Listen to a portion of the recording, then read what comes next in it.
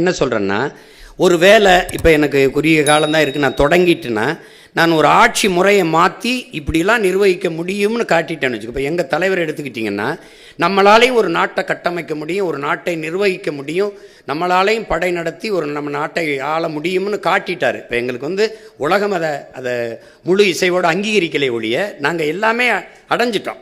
அப்போ அதை காட்டும்போது அந்த கனவு எனக்கு தெரியுது. இப்போ நான் காட்டிட்டேன்னா என் பிள்ளைக்கு இன்றைக்கி பள்ளிக்கூடத்துக்கு போயிட்டுருக்கோம், எங்கள் பெரியப்பா எங்கள் மாமா இப்படி ஆட்சி செஞ்சார், இப்போ நான் சொல்கிறேன் என் தாத்தா அப்படி பண்ணா, இப்படி இந்த கொண்டு வந்தா, அணையை கட்டினா, எங்கள் பள்ளிக்கூடம் கட்டினா, அப்படி நான் போட்டு தொடங்கிட்டேன்னு வச்சுக்கிறேங்க, என் பிள்ளையை தொடர்ந்து கொள்வார்கள். என்னுடைய அடித்தளம் உறுதி ஆயிடுச்சுன்னா அழகான கூரையை என் பிள்ளையை போட்டுக்குருவாங்க.